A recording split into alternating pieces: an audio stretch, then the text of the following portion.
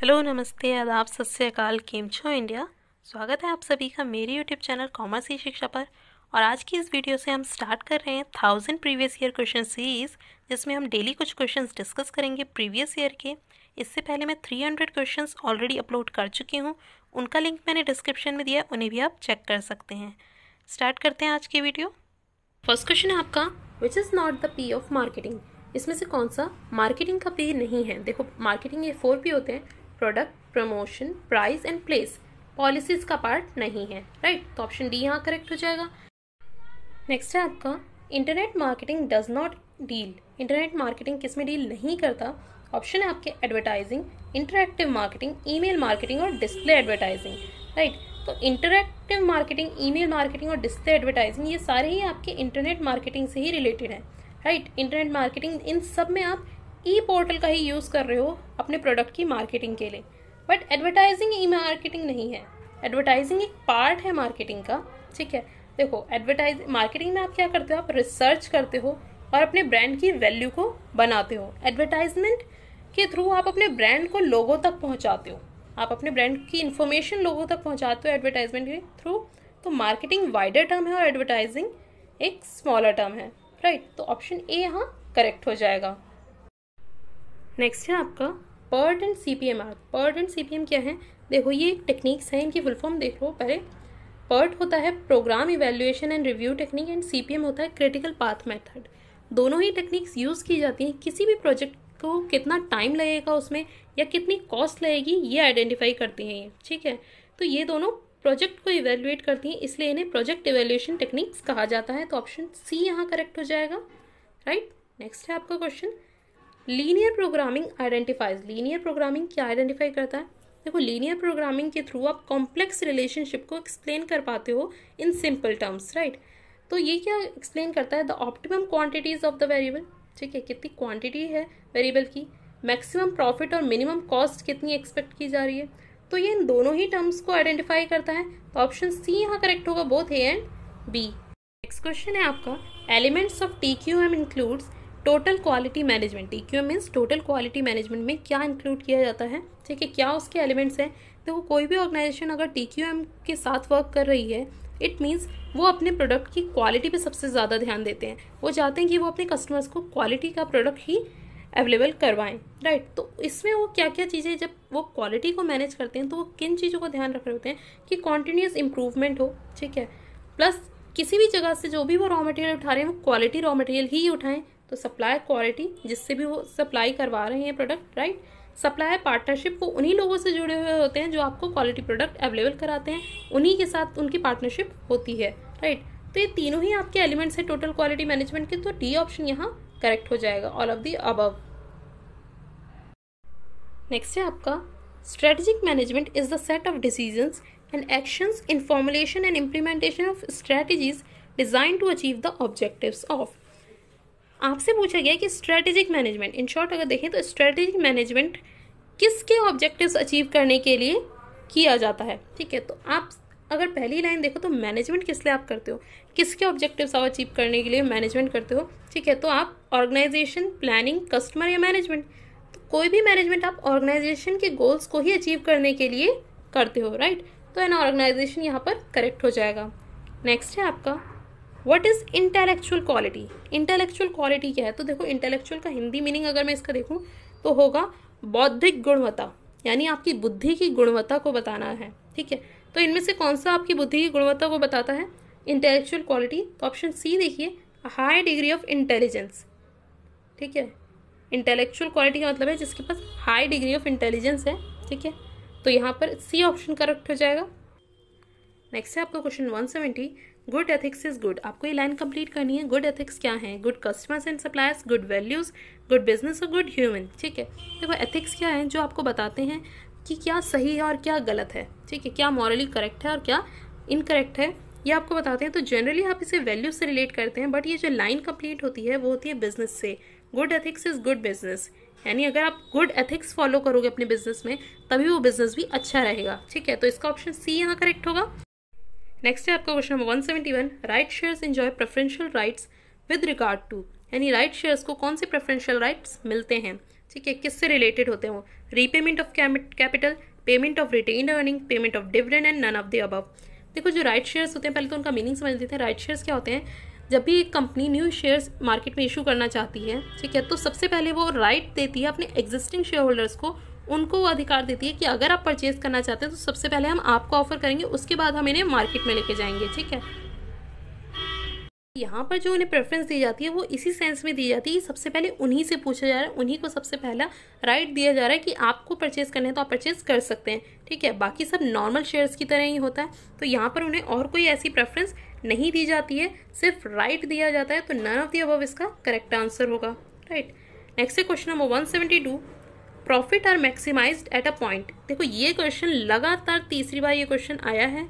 ठीक है, बहुत इंपॉर्टेंट हो जाता है और सेम कोई लैंग्वेज चेंज नहीं है, सेम ऐसा ही क्वेश्चन उठ के आया है कि प्रॉफिट कहाँ मैक्सिमाइज होता है? जहाँ पर मार्जिनल रेवेन्यू इक्वल हो जाता है मार्जिनल कॉस्ट के। ठीक है, मार्जिनल कॉस्ट इक्वल हो जाती है मार्जिनल रेवेन्यू के, ये आपका होता है वो पॉइंट जहाँ प्रॉफिट मैक्सिमाइज होता है। राइट, इसके बाद कुछ क्वेश्चन हम वो डिस्कस करेंगे जो अकाउंट से रिलेटेड हैं और हमारे प्रीवियस ईयर में आ चुके हैं। ठीक है,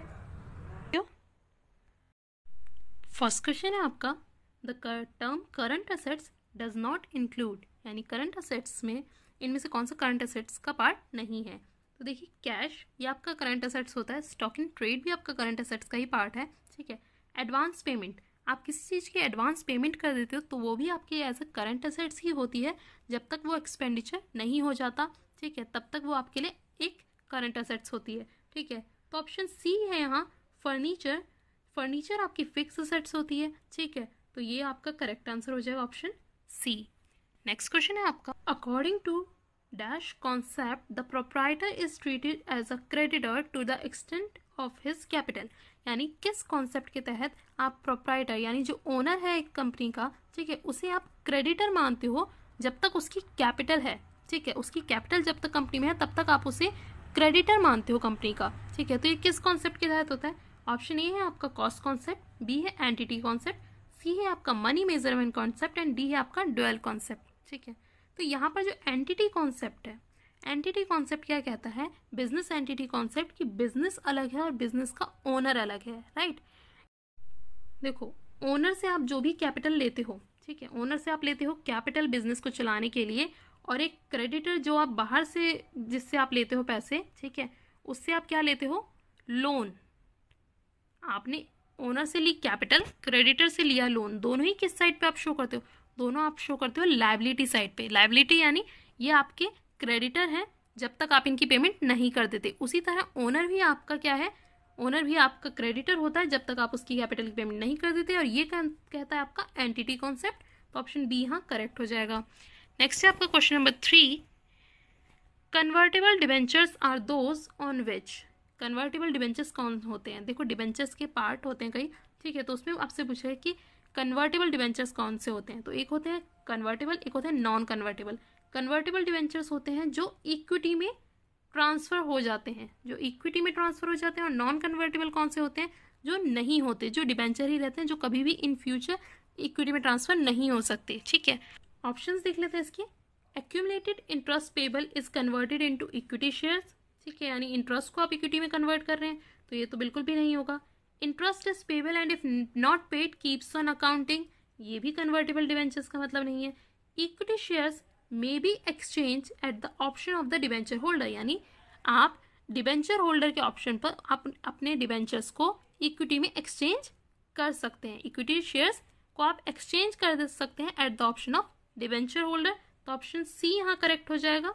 ठीक, नेक्स्ट है आपका question number 4, have initial expenditure on advertising the launch of a new product should be classified as, एक नए प्रोडक्ट को लॉन्च करते वक्त आपने उसकी एडवर्टाइजमेंट में जो ह्यूज एक्सपेंडिचर किया, ठीक है, वो क्या कहलाता है? देखो जब एक नए प्रोडक्ट का एडवर्टीजमेंट करते हो और उस पर ह्यूज एक्सपेंडिचर करते हो तो वो काइंड ऑफ इन्वेस्टमेंट होती है, क्योंकि वो एडवर्टीजमेंट आपके प्रोडक्ट को फायदा देगी, आपकी कंपनी को लंबे टाइम तक बेनिफिट देगी। राइट, तो आपसे पूछा गया है कि वो किस टाइप का एक्सपेंडिचर है? Capital expenditure, revenue expenditure, DRR और लॉस। ठीक है, तो यहाँ पर सी ऑप्शन करेक्ट होगा कि वो DRR है, deferred revenue expenditure. Deferred revenue expenditure क्या होता है? जो आपके लिए आपको बेनिफिट देता है लंबे समय तक, प्लस वो 1 से ज़्यादा साल तक रिटर्न ऑफ होता है। क्योंकि ये ह्यूज इन्वेस्टमेंट होता है तो उस एक्सपेंडिचर को आप एक ही साल में नहीं डाल सकते अपने अकाउंट्स में, उसे आप कई सालों तक रिटर्न ऑफ करते हो, क्योंकि आपने एक ही साल में कर दिया। फॉर एग्जाम्पल, आपका प्रॉफिट होना था 4 करोड़ का, ठीक है, और आपने जो एडवर्टीजमेंट किया था, एडवर्टीजमेंट का जो एक्सपेंस था वही आपका 5 करोड़ है। तो अगर मैं एक ही बार में इसे रिटर्न ऑफ करने जाऊंगी तो मेरा तो प्रॉफिट तो हुआ ही नहीं, ये दिखाएगा, इवन नेगेटिव में चला जाएगा, ठीक है। तो डेफर्ड रेवेन्यू एक्सपेंडिचर जो एक साल से ज़्यादा के लिए रिटर्न ऑफ होता है, ठीक है, और वो आपको लंबे टाइम तक बेनिफिट भी देता है, तो ऑप्शन सी यहाँ करेक्ट हो जाएगा। नेक्स्ट है आपका insurance unexpired account is a. Insurance unexpired account क्या है? तो सबसे पहले तो मैं आपको ये बता दूं कि इंश्योरेंस अनएक्सपायर्ड अकाउंट क्या है। देखो, इसी को आप प्रीपेड इंश्योरेंस भी कहते हो।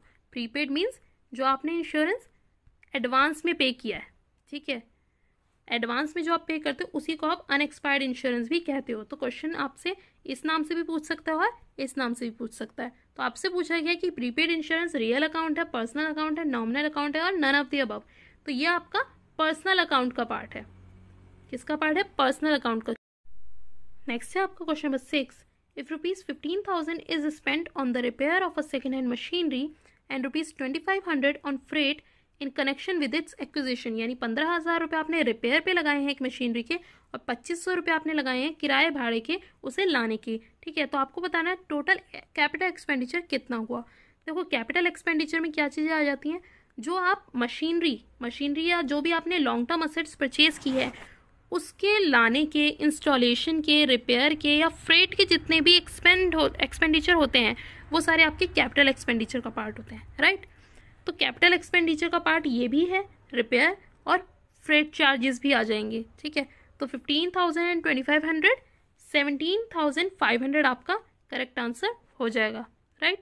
नेक्स्ट है आपका question number 7। Investment by owner would result in, यानी एक ओनर जब इन्वेस्टमेंट करेगा तो क्या होगा, dash in capital and increase in dash. देखो, जब एक ओनर जो है वो इन्वेस्टमेंट करेगा तो कैपिटल आपकी इंक्रीज होगी क्योंकि वो कैपिटल की फॉर्म में इन्वेस्ट करेगा, ठीक है।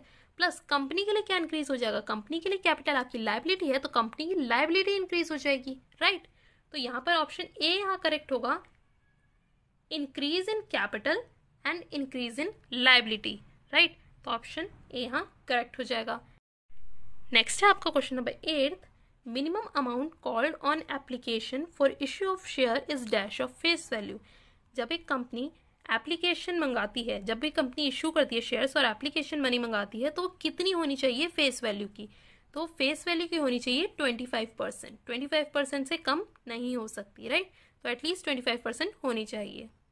आपका question number 9। When a company issues share at a premium the premium amount will be received by it's along with, यानी जब एक कंपनी शेयर्स इशू करती है प्रीमियम पर, ठीक है, तो वो जो प्रीमियम का अमाउंट है वो किसके साथ मंगाती है, एप्लीकेशन मनी के साथ, अलॉटमेंट मनी के साथ, कॉल मनी के साथ और ऑल ऑफ द अबव, तीनों के साथ। तो देखो, ऐसा कुछ कंपलसरी नहीं है कि वो किसके साथ मंगाएगी, वो एप्लीकेशन से भी मंगा सकती हैं, अलॉटमेंट से भी और कॉल से भी। तो ऑप्शन डी यहाँ करेक्ट हो जाएगा, ऑल ऑफ द अबव, ठीक है।